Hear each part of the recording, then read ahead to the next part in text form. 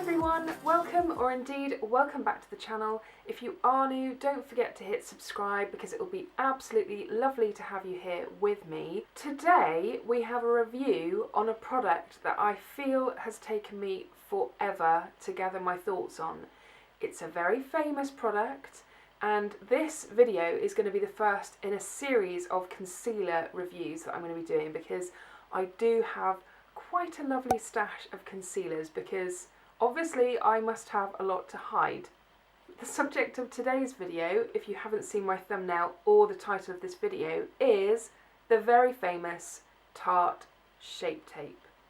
Oh yes, this little baby came all the way from the States. Yes, I know, I'm a little bit crazy, and I have had this for quite some time because I knew with a concealer review I didn't really want to do a first impressions video. I really wanted to try it out and experiment, and particularly because of how well known this is and how many videos there are on YouTube already, I just felt like I needed to really play around with it before I fully gathered my thoughts on it. So in case you don't know anything about this concealer, let's have a quick look on Tarte's website so we can read a little bit more about this cult beauty product and what we can expect from it. It comes in a pretty decent shade range. When it was first released, it only came out in about 6 shades, I think it was, but they keep expanding, they keep adding different shades to the line, and you can see it runs right from fair through to what they're describing as ultra deep, with a whole host of shades in the middle. And if you go on their website and actually hover over each shade, it would just describe who the shade is aimed for. And of course you can use this to contour as well, so you can go a few shades either side of what your natural shade would be. It's interesting to note that it says here this item is not eligible for select discounts or promotions and the limit is 2 per customer, so you can see how popular it is because of the fact that they've put that limit on there. It's also vegan friendly and they're describing it as a creamy concealer for radiant coverage and contouring. And did you know that one Shape Tape is sold every 26 seconds, which is absolutely crazy. In terms of how to use it, they're saying it's obviously ideal to use with their Quickie blending sponge, which is sold separately, and you just dot it over the areas that you need to and then blend it out with the sponge in a dabbing motion. And finally you can see that it's getting an awful lot of reviews and it's overwhelmingly positive with an average rating of 4.9 out of 5, so everybody loves this concealer. Before we get into any of my thoughts or anything like that, I'm just going to try and experiment with you. A lot of people said that this concealer really badly oxidized and it made the job of trying to find the perfect shade an absolute nightmare, so I ended up watching a ton of videos trying to decide which shade to get. In the end I got Fair Beige, but just to see if it does actually oxidize at all, because I'm not 100% sure myself. I don't believe that it does. I'm just going to put some on the back of my hand, and then at the end of the video we'll have a check back and we'll see if it has indeed oxidized. There's a little blob of it there. Okay, where do I begin with this? I've actually done quite a few cutaway videos for this review as well because I wanted to be able to give you as comprehensive a review as was possible. That's why it's taken me such a long time to film this. I guess first things first, we need to talk about how much you're getting and whether it's good value or not. Now, this is where it's a little bit tricky if you live in the UK because you can pick up Tarte products from QVC's UK website. The only thing is you can't buy the Shape Tape on its own. You can only buy it with the blending sponge. So instead of it being the £19 that according to Tarte.com is what you would be paying for this product on its own, you're actually having to pay £28. So it's a little bit annoying that you can't buy it on its own, but sometimes Tarte.com do have free international shipping, and that's when I picked this up because I thought the import duty actually on stuff from America, depending on how much you spend, really isn't as ridiculous as you might think. What is usually ridiculous is the postage. When I first looked into getting this from Tarte.com, the postage was working out to around £15, which, okay, admittedly it's coming a very long way, but I thought that was kind of ridiculous. So I shelved the idea of getting this because the other thing I want to mention is this is out of stock all the time. It's so hard to get your hands on it. And from my point of view, that was just telling me, okay, Is it actually really amazing, or is it lots of hype? Because there are lots of videos out there on YouTube.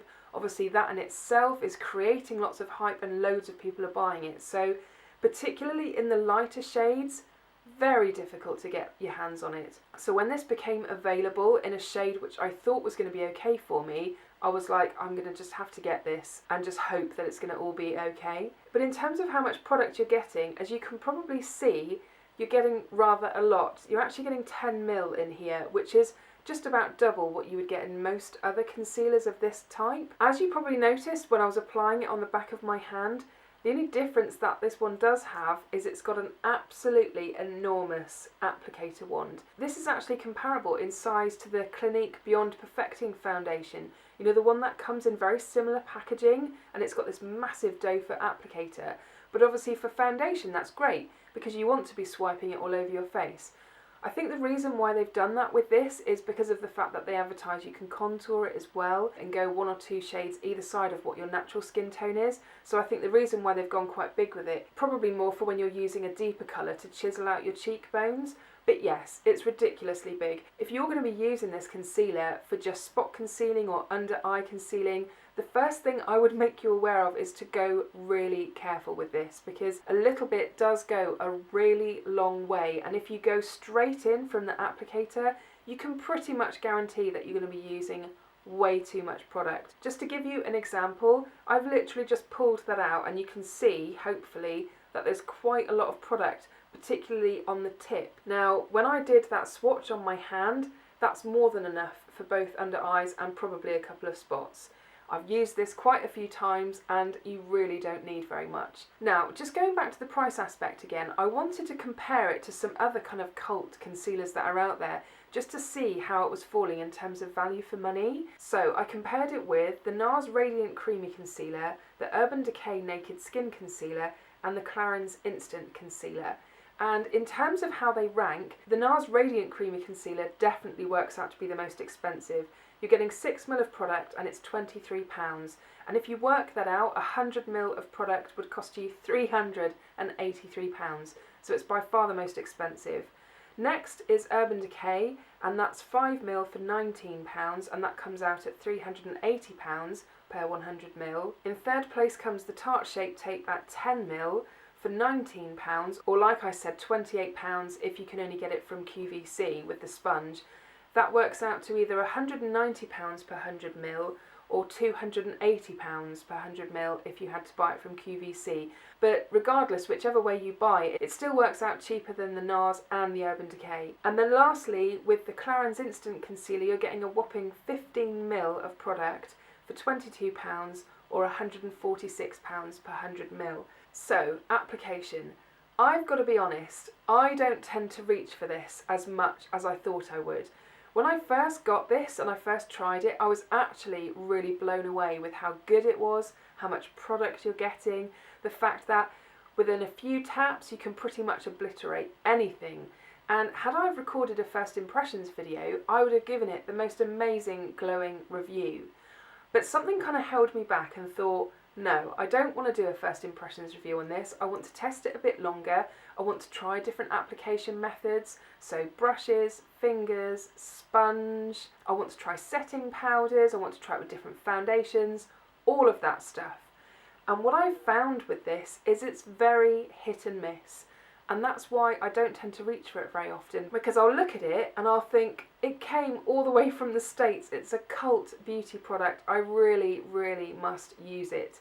And I'll use it, and the initial application, I'll think, yes, I do like this. It's working well today. And then literally within about an hour or two, my skin starts to look cakey and just obvious that I'm wearing something.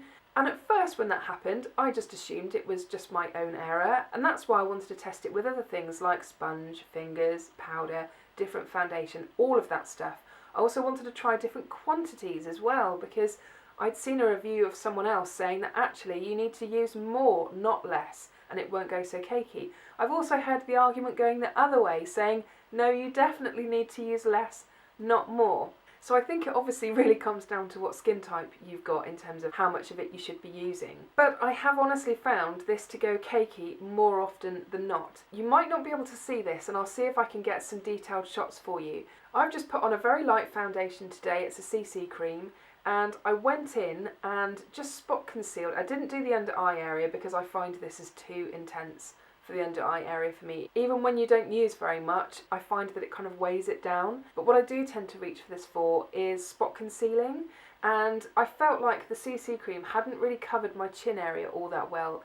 It is my most difficult area to cover. I have texture issues, I have a lot of redness and spots. It's all hormonal, lovely stuff, but it is my most difficult area to cover. So I went in with a concealer brush, I put some product on the back of my hand, and I just dipped the brush in and really lightly stippled it in. And when I first applied it, I thought, yes, I've actually done a good job of it today, and it was looking really beautiful. I just checked myself in the mirror just now, and it's already looking cakey. I've got a patch here, which has gone quite cakey and flaky. It's settling into the texture issues that I've got, and it's just so frustrating because I really want to love this concealer because everyone else seems to. I think the only way that I can generally get this to really work is by whacking on a really good moisturiser first, because it is a quite drying formula in the same way that the NARS Radiant Creamy Concealer is quite a dry formula as well, and it will dry down quite matte on the skin as well, so if you're wanting something more luminous then this isn't going to give it to you. But if you've laid down some really serious moisture and perhaps you're using a dampened beauty blender or sponge, then this is where it does tend to work. But at the end of the day, I don't really want to be working that hard for something that should be just straightforward, easy to use, straight out of the packaging. Even though it works out a lot more expensive than this, I would hands down choose my NARS Radiant Creamy Concealer over and above this, because although it does have that kind of dry texture to it when you put it on, and it dries down quite matte as well, it just melts beautifully into the skin, and although you're getting a lot less product, and you have to kind of, when you get to a point, you have to really wiggle the applicator around to try and get more product out. I just prefer the finish of it. I think it looks beautiful in comparison. This, to me, just ends up cakey far too often, unfortunately. And okay, admittedly, maybe it's because I'm an amateur beauty lover and it's my application technique, but honestly, I've had this for such a long time now, and I've tried it in so many different ways. Like I said, I really don't want to be trying that hard with my makeup to make it work. I just want to be able to pick up something, be able to use it and go out the door. The few things in this that I would say are in its favour is you are definitely getting a lot of product for your money. So if you do get on with it, then it's excellent value for money. I think the bottom line for me is that it is an okay concealer, but it's very difficult to get your hands on it, particularly the lighter shades, and I think that there are other concealers out there that are actually better than this that are readily available right now. So in that respect, it's really frustrating, plus the fact that it's very hit and miss when you use it as well, and I don't really want to be walking around with a really obvious face of makeup on. For me, a concealer has to look as natural as possible, and I think as okay as this looks on first application, after a really short amount of time it does start to look really obvious and gather into your skin if you've got any kind of flaws at all. So if you had like really perfect skin with not much going on and not much texture, then you may be able to get away with this, but at the end of the day, why would you need it? So in terms of the oxidization test, in the little while that I've been talking for, still got this swatch on the back of my hand. I'm just going to do a fresh swatch next to it, and we'll just see if there's any difference. There is actually a very slight difference, and I'm hoping this is going to pick up okay. The swatch that is oxidized has gone ever so slightly more pink in tone. The fresh swatch is a bit more yellow, but there's honestly really not that much in it, so I don't know if it's one of those things where it's only certain shades that really do it, but certainly in the shade that I've got, it's only done it ever so slightly, so I don't think it would be enough to really cause too much of an issue. So that is it for today's video. I really hope that you enjoyed it. Like I said, this review felt like it was a really long time coming, but I just really wanted to gather all of my thoughts in terms of how I felt about such a cult product, and it turns out my thoughts were not that fantastic, but at the end of the day, I really want to just provide you guys with the best and most honest review possible that I can give you. and with this one I just felt like I really needed to test it out extensively, and I really feel like I had, and I'm so gutted that I don't love it more than I do, particularly because of the value for money aspect. But it is what it is, what can you do? If you did enjoy this review and found it informative, I would really appreciate a thumbs up down below because it really helps support my channel. And if you're new here and would like to see more content like this from me in the future and would like to subscribe, I will pop a button just here and you just click that and it will notify you of content as and when it gets uploaded. And I'll also pop a link to my last video just up here, so if you've not seen that one, you can check that one out too. Anyway, I hope you're all really well, and I will see you again soon. Bye!